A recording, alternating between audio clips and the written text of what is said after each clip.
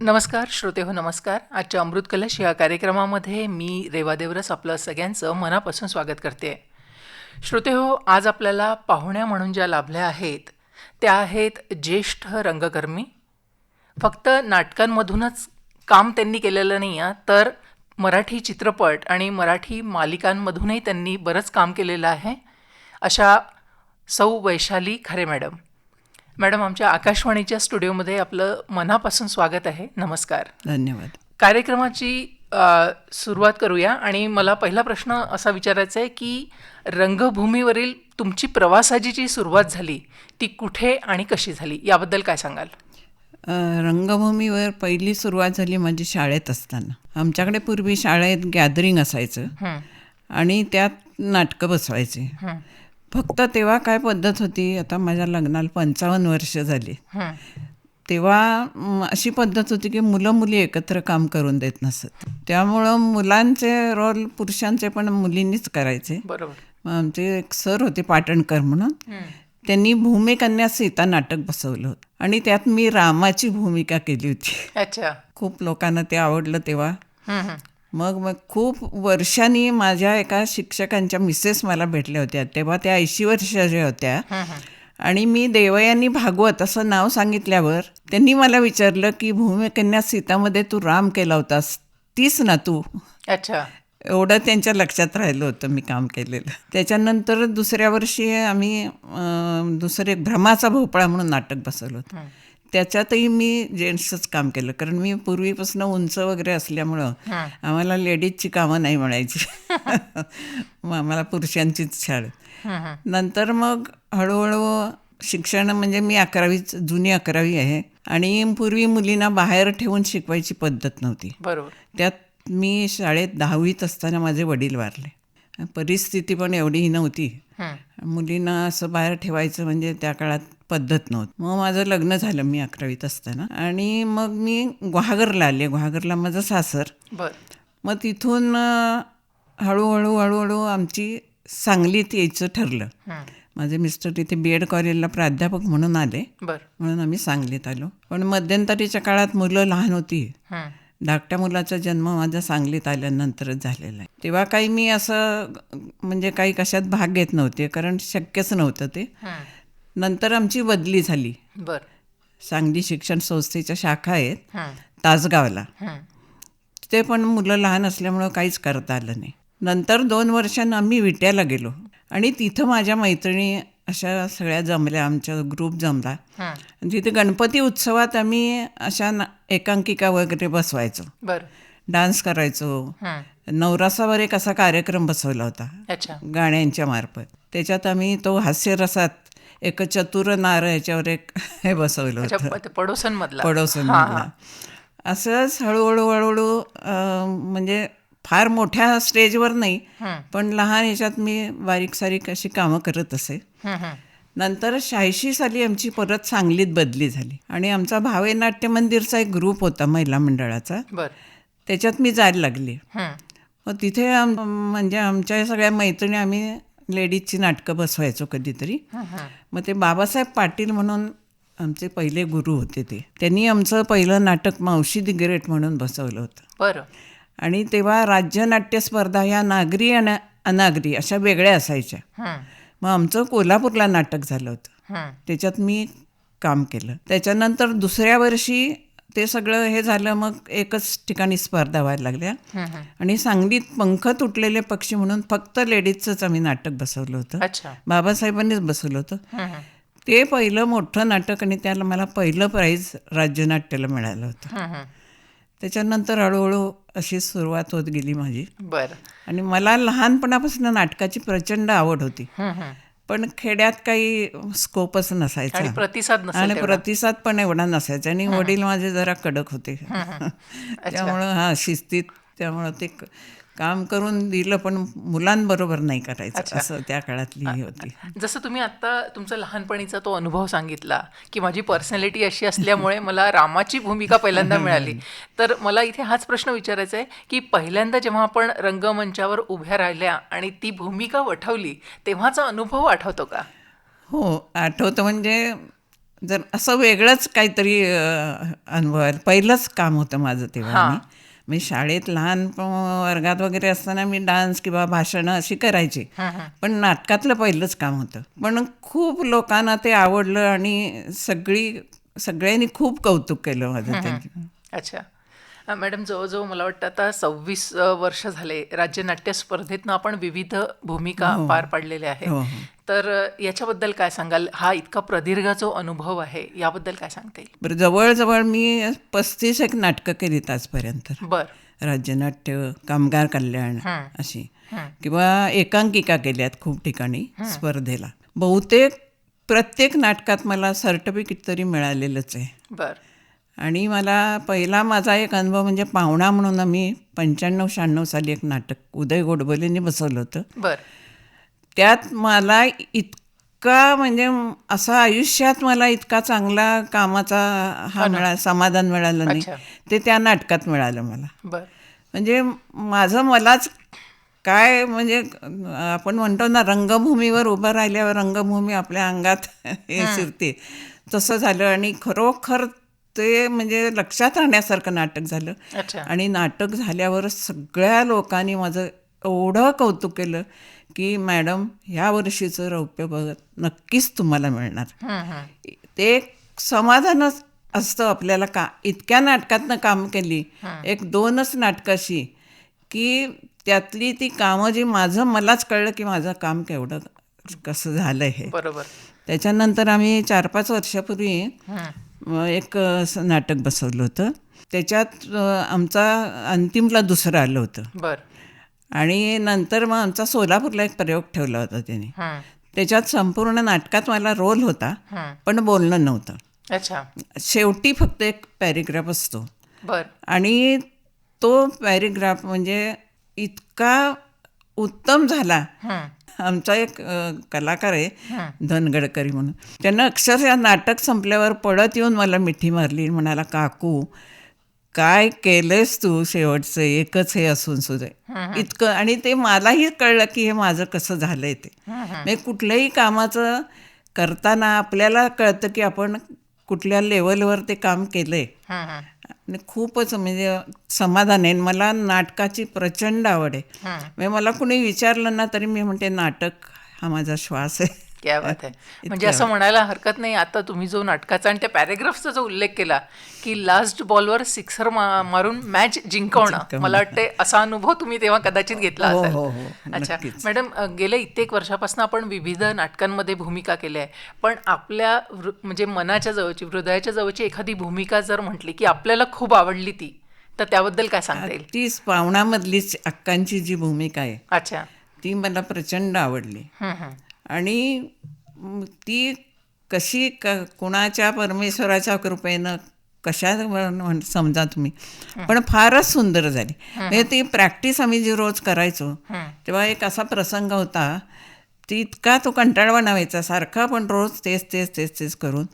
पण तो प्रसंग स्टेजवर करताना इतका लोकांचा रिस्पॉन्स मिळाला की खरोखर समाधान मिळालं मला त्या कामाचं. फार सुंदर. म्हणजे पब्लिकनं तो प्रसंग उचलूनच धरला. अच्छा. म्हणजे त्यात ती लाजते वगैरे, ती सांगते असं जुनं सगळं असं की ते जिलेबी घ्यायचे ताटात वाढवून आणि माझ्यासाठी ठेवायचे शिल्लक. अच्छा. त्यांना आवडत नसे पण मुद्दाम घ्यायचे की मला मिळावी. पूर्वी बायकांना असं काही मिळत नसे ना जास्त. तर तो प्रसंग आणि ती लाजून सगळं सांगते, तो इतका प्रसंग हा झाला की लोकांना खूपच. आणि शेवटी पब्लिक रिस्पॉन्स हा फार महत्त्वाचा असतो. बरोबर. जसं आपल्याला पब्लिककडनं रिस्पॉन्स मिळतो तसं आपल्या काम करायलाही आपल्याला हुरूप येतो. बरोबर आहे. असा खूप वेळा मी अनुभव घेतलाय. आणि मला वाटतं एका कलाकारासाठी समोरच्यांकडनं टाळ्या आल्या ती समाधानाची पावती वेगळी आहे. बक्षिसापेक्षा ते समाधान जास्त महत्त्वाचं असतं. मी नेहमी म्हणते की कुठलाही आपण रोल करतो, काम करतो, बक्षिसासाठी नाही मी करत. मला मानसिक समाधान मिळतं ह्याच्यातनं.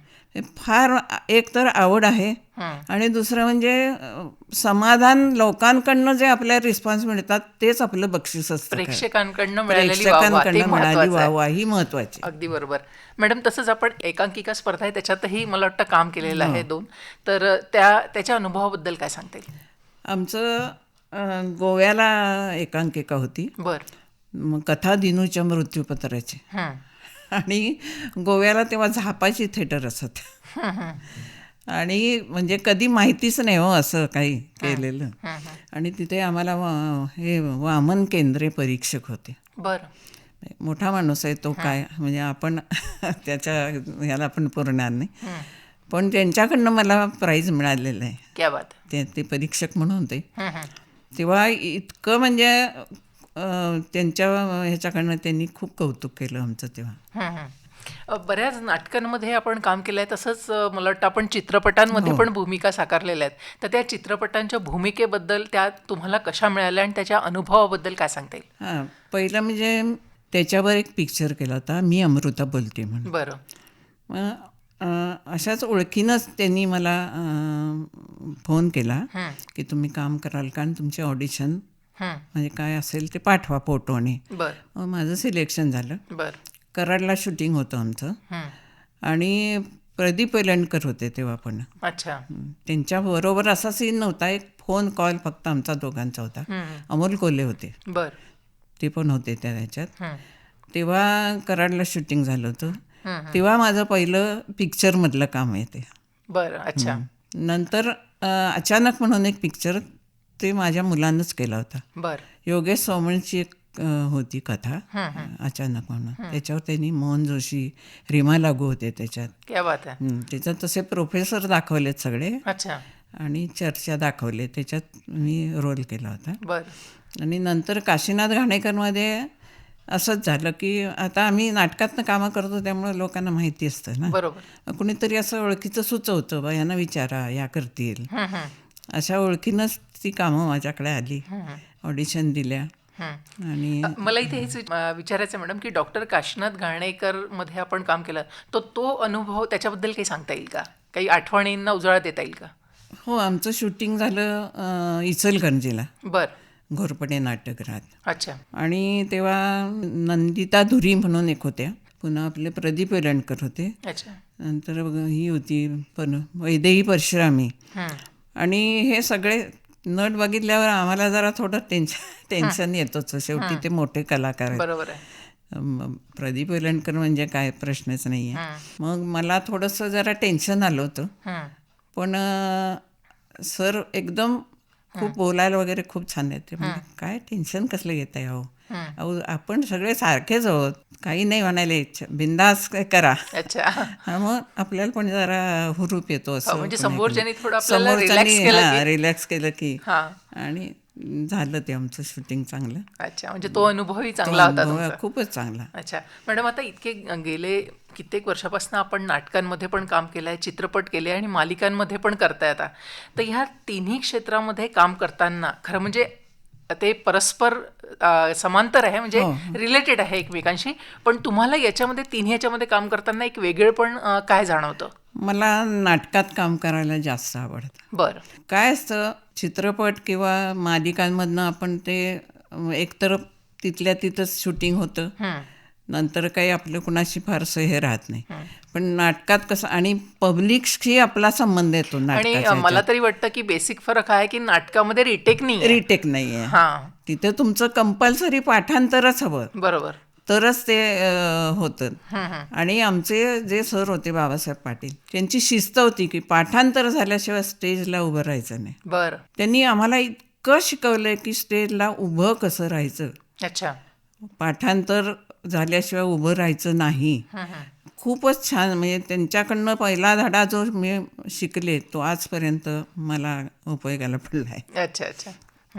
आता इतके वर्ष झाले आपण नाटकं झालं, चित्रपट झालं, त्याच्यानंतर मालिकांमध्ये काम करताय, तर या पूर्ण कारकिर्दीत जेव्हा तुम्ही मागे वळून बघता तर एखादा क्षण असतो की जो अगदी आपल्या कायम स्मरणात राहतो, असा काही आहे का जो आमच्या श्रोत्यांना तुम्हाला सांगता येईल? असा क्षण म्हणजे नाटकातलाच आहे तो सुद्धा. हां, चालेल ना. कन्यादान म्हणून आम्ही नाटक केलं होतं. बरं. आणि त्याच्यात सेवाची भूमिका केली होती मी.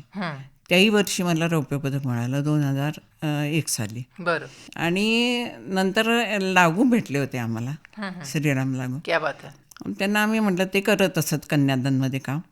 तर त्यांना मी सांगितलं, म्हटलं असं असं मी कन्यादानमध्ये काम केलं होतं आणि कुठली भूमिका केली ती. म्हटलं सेवाची. म्हटलं मला रौप्य पदक मिळालंय. वा वा वा वा म्हणाले, तुम्हाला सेवाच्या कामाला रौप्य पदक मिळालं, अभिनंदन तुमचं. अच्छा.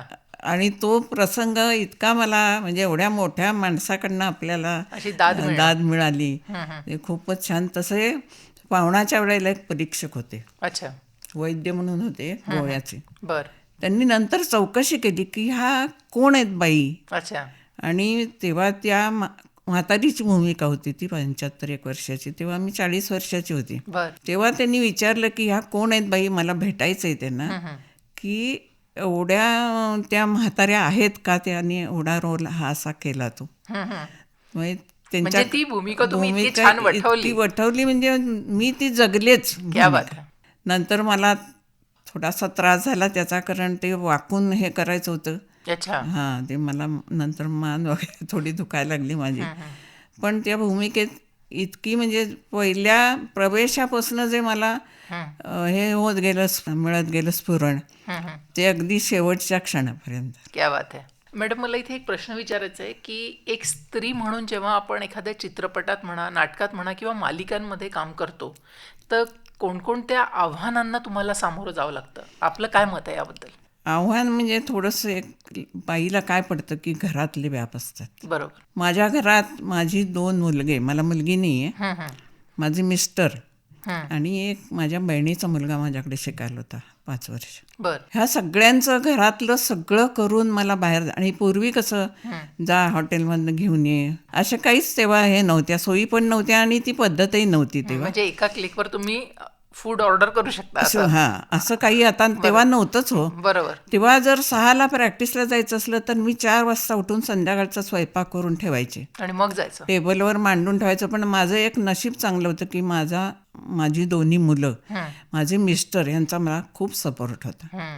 त्यांच्या सपोर्टमुळेच मी आज इथपर्यंत येऊ शकले. अगदी बरोबर. खूपच चांगलं.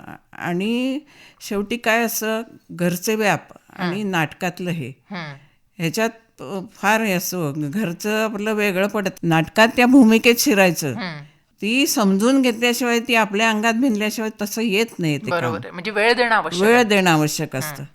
पण मी कधीही वेळेच्या नंतर गेले नाही आणि नाटक संपल्यानंतर कधीही पुढं थांबले नाही, कारण घरचे व्याप असायचेच. त्यामुळे मला घरातनं पण परवानगी मिळत असे की त्यांना माहिती होतं की मी नाटक संपलं म्हणजे रिहर्सल संपली की मी तिथे वेळ काढणार नाही गप्पा मारत. बरोबर. त्यामुळं घरातनं मला खूपच सपोर्ट मिळाला. आणि माझ्या सासर माहेरच्या लोकांनी सुद्धा माझं खूप कौतुक केलं. एका खेड्यातनं आलेली मी मुलगी आहे, खूपच खेडं होतं आमचं ते. पूर्वी ते काय, शाळा जुनी आहे आमची पण खेडच, आणि तसं वातावरण जुन्या काळातलं होतं. आणि इतक्या खेड्यात नेऊन स्वतःची आयडेंटिटी निर्माण करणं हे महत्वाचं आहे. त्याचं मला आत्ता समाधान आहे की मी एवढ्या खेड्यात येऊन आज सांगलीत काही का होईना लोकांना माहिती आहे की वैशाली खरे म्हटल्यावर काहीतरी लोक मला ओळखतात. ती आयडेंटिटी माझ्यासाठी खूपच महत्वाची. आणि बरोबर आहे, घर सांभाळून बाहेर काम करणं ही तारेवरची कसरत. आणि बाईला संसार हा सुटतच नाही. हो, बरोबर आहे. म्हणजे अजूनही आपण या वयाला सुद्धा मी बघते ना, आपल्याला आहेतच शेवटी.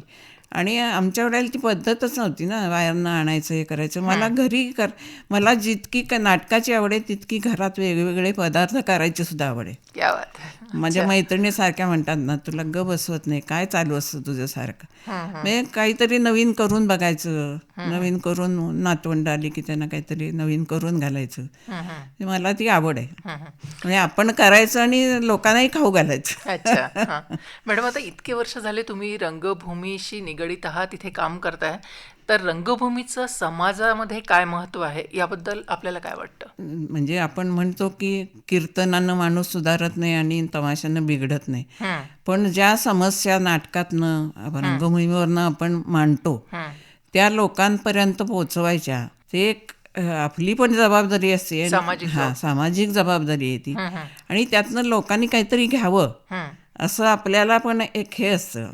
तसं होत नाही. लोक चांगलं काही कुठलं घेत नाहीत. शेवटी माणूस, तुम्ही आता माहिती पिक्चर निघालेत किती वेगवेगळ्या विषयांवर, पण त्यातलं वाईट असेल तेवढंच माणूस लक्षात ठेवतो, चांगलं काय ठेवत नाही. म्हणजे असं म्हणायला काही हरकत नाही की चित्रपट किंवा मालिका आपण पाहतो, पण नाटक हे अगदी समोर नाटक असतं. समोर घडतं, हां. आपल्या समोर रिस्पॉन्स, पब्लिक रिस्पॉन्स मिळतो. आणि मला वाटतं त्याचा परिणाम परिणाम प्रेक्षकांवर जास्त होतो. प्रेक्षकांवर जास्त होतो आणि प्रेक्षकांनी दिलेला रिस्पॉन्स आपल्यावर परिणाम होतो. बरोबर.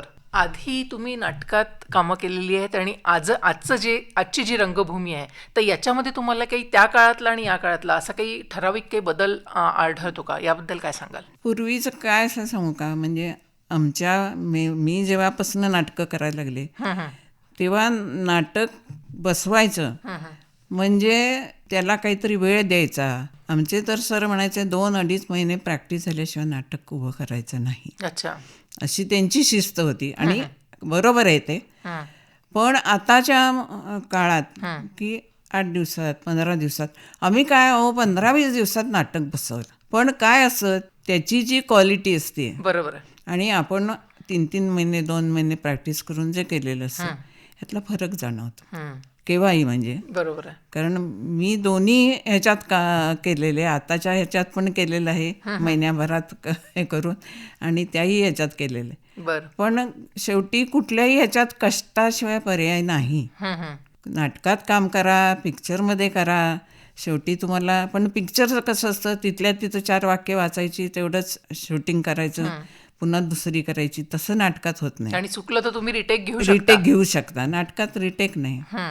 चुकलात की संपलं तुमचं स्टेजवर. बरोबर आहे. नाटकात काम केलंच आहे आपण, आणि तसंच मला वाटतं 10 वर्ष बालनाट्य शिबिरासाठी पण आपण मार्गदर्शन केलं आहे. तर त्या लहान मुलांसोबत काम करण्याचा अनुभव कसा होता? फार मजा येते. मुलं इतकी म्हणजे वेगवेगळ्या स्वभावाची असतात की त्यांच्याबरोबर आपण पण लहान होऊन जातो. खूप मजा येते त्या मुलांच्यात काम करायला. उदय गोडबोले म्हणून आहेत, त्यांची ससने म्हणून संस्था आहे आमची. तर त्या ससनेच्या संस्थेत मार्फत आम्ही घेत होतो बालनाट्य शिबिर. पण मुलांच्यात वेळ कुठं जायचा, मी घरातलं सगळं आवरून जायचे. दुपारी 1-2 पर्यंत असायची साधारण आमचं ते 10 ते 2. पण मुलांना इतके, अजूनही मुलं ती मला वाटेत कुठेही भेटली तरी, काकू खूप आठवण येते तुमची आम्हाला. म्हणजे इतकं मुलांबरोबर मुलांसारखं होऊन जर आपण राहिलं ना, तर आपल्यालाही आनंद मिळतो आणि त्या मुलांनाही आपण त्यांचं असल्यासारखं हे करतात मुलं. जसं आपण आता बोललो की बालनाट्य शिबिरासाठी पण आपण मार्गदर्शन केलेलं आहे, तसंच परीक्षक म्हणूनही आपण काम केलेलं आहे. तर एक परीक्षक म्हणून एखादं नाटक किंवा अभिनय पाहताना कोणत्या गोष्टी महत्त्वाच्या आहे परीक्षकाच्या दृष्टीने, असं आपल्याला वाटतं? अभिनय करताना तुमचं जसं तुम्ही बोलता, तुमच्या डोळ्यात, चेहऱ्यावर नुसती वाक्य बोलणं वेगळं आणि ते भाव आणणं वेगळं. तसे आले तरच त्या तुमच्या कामाला किंवा तुमचे शारीरिक हावभाव स्टेजवरचे, त्याला सुद्धा महत्त्व आहे. बरोबर. नुसते काय असतं, पाठांतर काय आपण भाषण करतो तसं होतं. ते वाक्यातले चढ उतार येणं ते फार महत्त्वाचं आहे.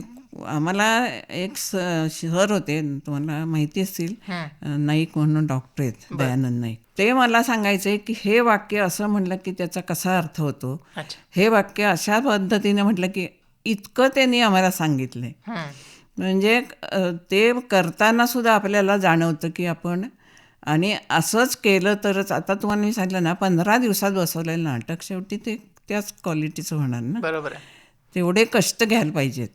आणि लिखाण सुद्धा हल्ली काय, म्हणजे हल्लींच्या काही नाटकाची लिखाणं असतात ना, 5 मार्क जास्त मिळतात म्हणून नवीन नाटक लिहायचं, एवढंच.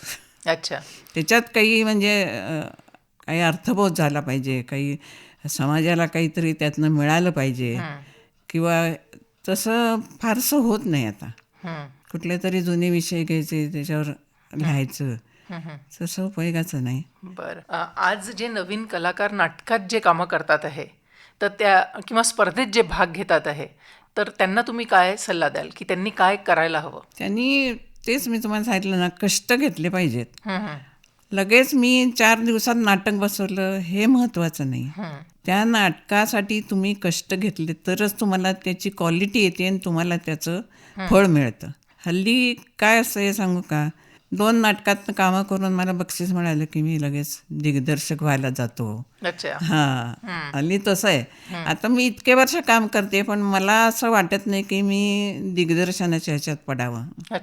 तेवढी आपल्याला स्वतःला तेवढं हे कळलं पाहिजे ना की दिग्दर्शन करणं इतकं सोपं नाही हो ते. शेवटी काम करणं, पाठांतर करून ते वाक्य आपण तिथे पोहोचवणं, अभिनय करणं हे वेगळं आणि दिग्दर्शन करणं ही एक वेगळीच बाजू आहे. बरोबर. मी 4 नाटकं केली म्हणून मी लगेच दिग्दर्शन करावं हे मला स्वतःला पटत नाही. त्यामुळं हल्लींच्या मुलांनी शेवटी आणि अभ्यास केलाच पाहिजे हो नाटकाचा. काही वाचलं पाहिजे, नवीन दिग्दर्शक आहेत त्यांच्या काही असतात लिहिलेली पुस्तकं असतात, त्यांनी कसे दिग्दर्शन कशा ह्याच्यात पडले ते कुठल्या ह्याच्यात त्याचा अभ्यास केला पाहिजेच.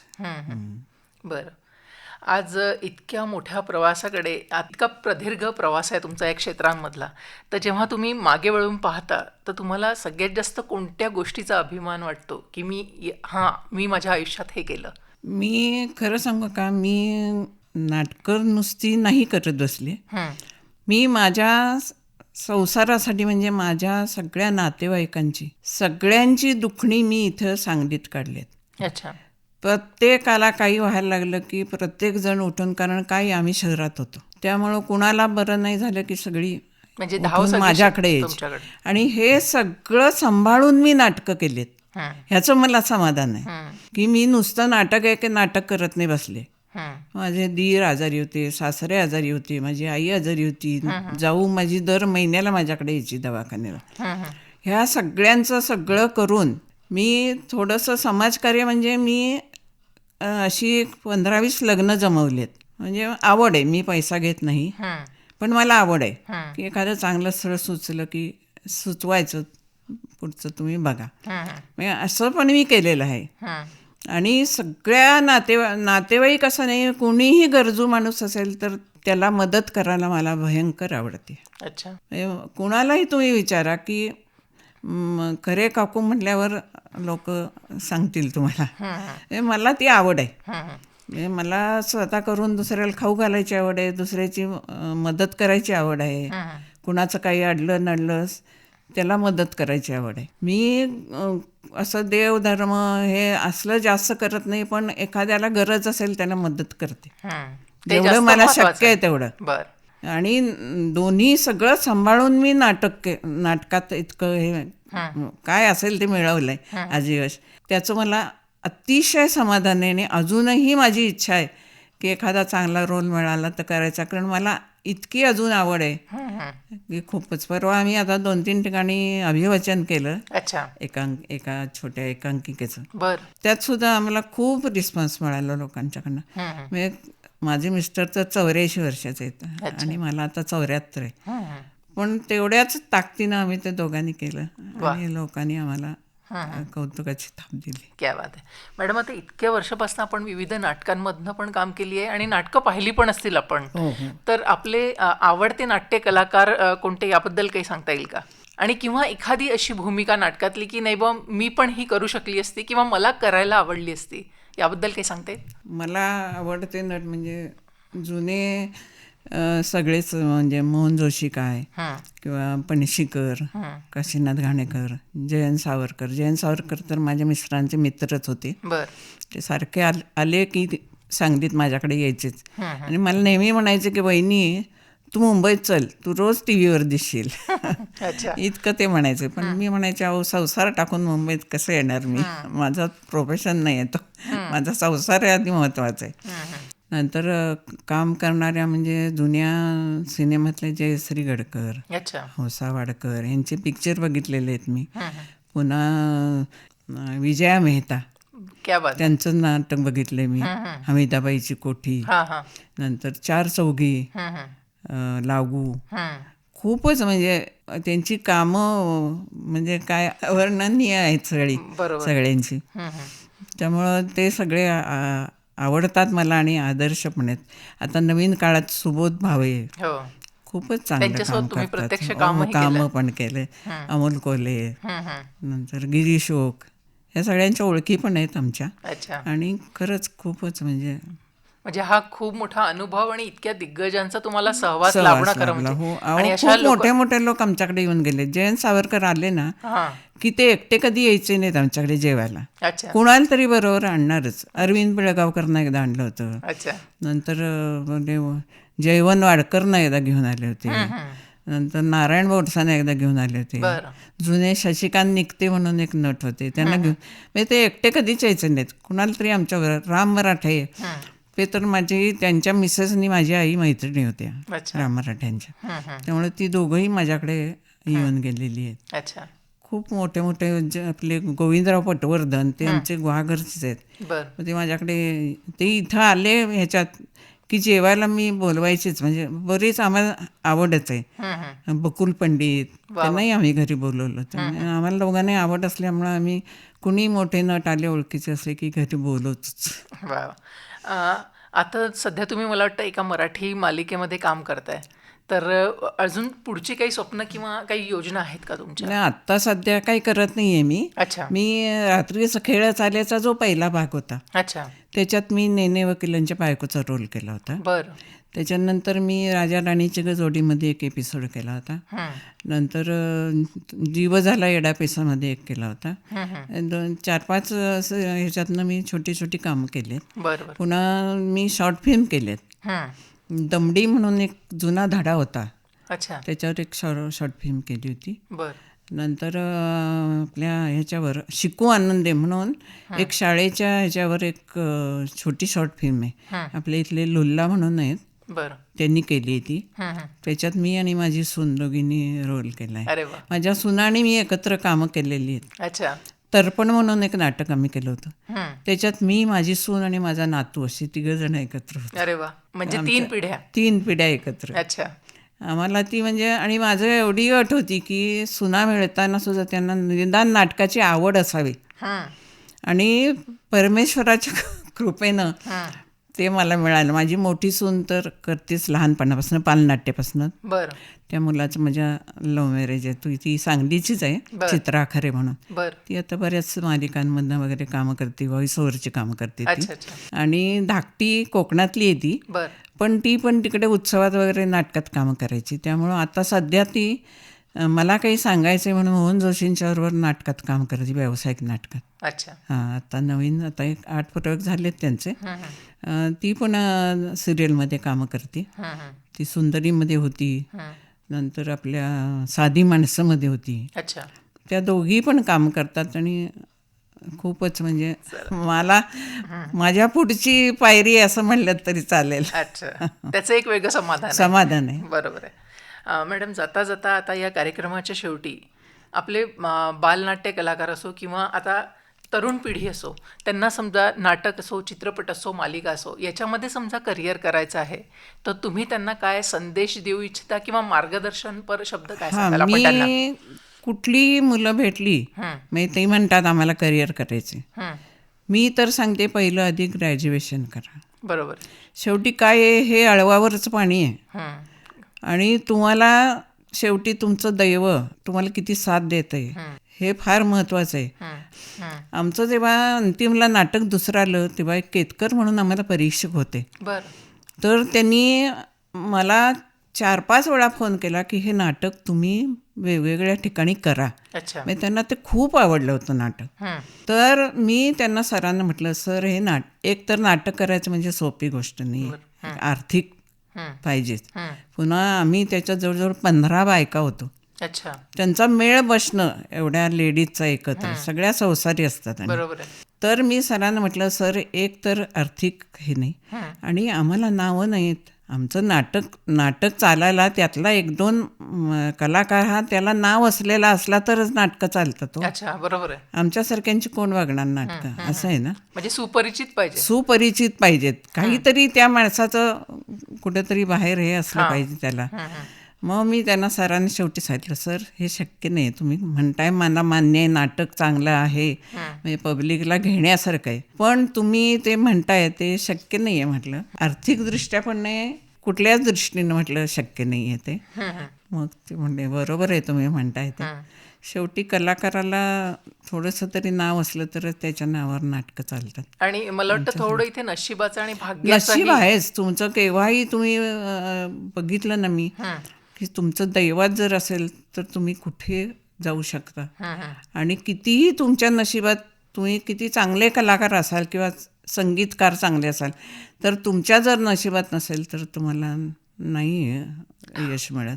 बरोबर आहे. मॅडम, आज आपण इथे आलात आणि आपला पूर्ण जीवन प्रवास आमच्या श्रोत्यांसमोर मांडला. विविध पैलूंविषयी आपण फार मनमोकळ्या गप्पा मारल्या. त्यासाठी आकाशवाणीच्या सांगली परिवारातर्फे मी आपले मनापासून धन्यवाद मानते. नमस्कार. नमस्कार.